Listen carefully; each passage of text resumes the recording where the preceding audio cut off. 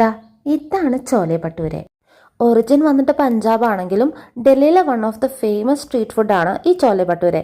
നമ്മുടെ നാട്ടിലും ഇപ്പോൾ മെയിനായിട്ട് സുലഭമായിട്ട് കിട്ടുന്ന one of the best breakfast combo.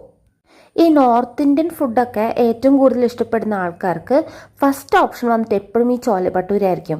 നമ്മൾ മെയിനായിട്ട് ഇത് നോർമലായിട്ട് ഇങ്ങനെ പ്ലെയിൻ ആയിട്ടല്ല കഴിക്കുക. നമ്മൾ ശരിക്കും ഇത് സെർവ് ചെയ്യുമ്പോൾ ഇതിൻ്റെ കൂടെ തന്നെ കുറച്ച് സവാളയും അതുപോലെ തന്നെ നാരങ്ങ, പച്ചമുളക് ഇതെല്ലാം കൂടെ ഒരുമിച്ചിട്ട് ഒരു താലിയിൽ സെർവ് ചെയ്യുന്നതാണ് ശരിക്കുള്ള ചോലെ ഭട്ടൂരെ. ഇതിപ്പോൾ ഞാൻ ഓർഡർ ചെയ്തേക്കുന്നത് നമ്മുടെ ആലുവയിലുള്ള കമത്ത് ഫുഡ്സ് എന്നാണ്.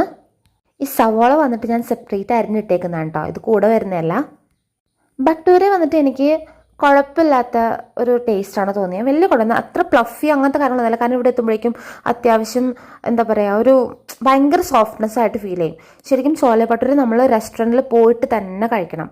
ബട്ട് ഈ ചോല നമുക്ക് ചന എന്നും പറയും.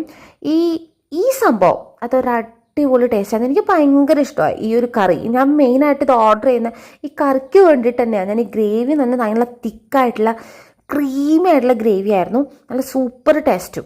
ഈ ചോല അല്ലെങ്കിൽ ചന ഗ്രേവി എന്ന് പറയുന്നത് നല്ല ഹൈ റിച്ച് ആയിട്ടുള്ള ഫ്ലേവേഴ്സിൻ്റെ ഒരു ബോംബ് എന്ന് തന്നെ പറയാം. ആ സ്പൈസസിൻ്റെ ഒക്കെ ടേസ്റ്റ് ശരിക്കും വായിൽ വെക്കുമ്പോൾ തന്നെ നമുക്ക് ഫീൽ ചെയ്യാൻ പറ്റും. പക്ക ഒതൻറ്റിക് ടേസ്റ്റ് ആണോ എന്ന് ചോദിച്ചു കഴിഞ്ഞാൽ it's kind of questionable. Normally Zomato അല്ലെങ്കിൽ സ്വിഗ്ഗിയിൽ വരുന്ന one of the best options ആണ് കമത്ത് ഫുഡ്സ്. സോ എന്തായാലും ഒരു പ്രാവശ്യമെങ്കിലും നിങ്ങളിത് കഴിച്ചു നോക്കണം, അല്ലെങ്കിൽ മിസ്സായപ്പോൾ നല്ലൊരു ഫുഡ് തന്നെയായിരുന്നു. So do try it out. Have it and love it.